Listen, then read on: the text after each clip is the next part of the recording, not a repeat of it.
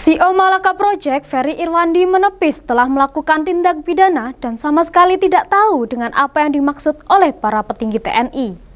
Ia menyatakan bahwa dirinya tidak merasa takut atau gentar menghadapi ancaman proses hukum yang mungkin dikenakan.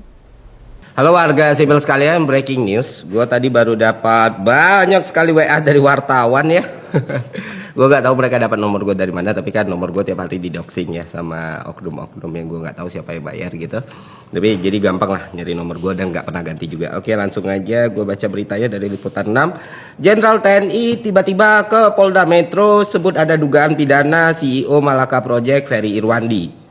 Komandan Satuan Cyber TNI berkonsultasi dengan jajaran polisi, ada dugaan pidana.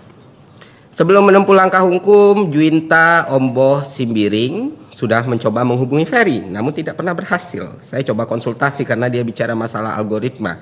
Saya coba kontak, staf saya suruh tidak bisa.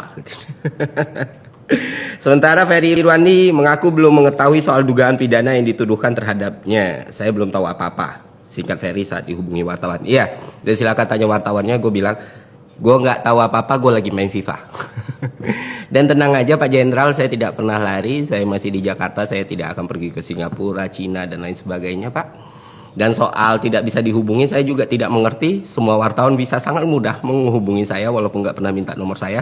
Dan nomor saya juga udah tersebar di mana-mana. Dan saya harus konfirmasi, pesan atau apapun nggak pernah sampai ke saya. Jadi itu aja sih.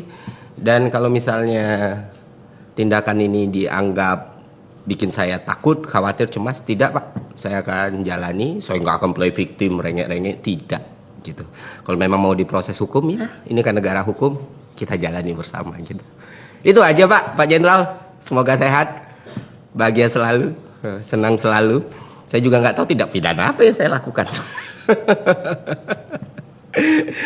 Ya memang Republik ini pantas untuk pemerintah, aparat, dan sistem yang lebih baik. Itu aja dari gue, semoga bermanfaat teman-teman. Buat yang nanya kabar gue, tenang saja, gue baik-baik saja dan akan selalu baik-baik saja. Satu hal yang selalu gue ingat adalah ide itu gak bisa dibunuh ataupun dipenjara gitu. Apapun yang terjadi sama gue ya what done is done bro. Masa ya setiap hal pasti ada kausalitas dan resiko lah.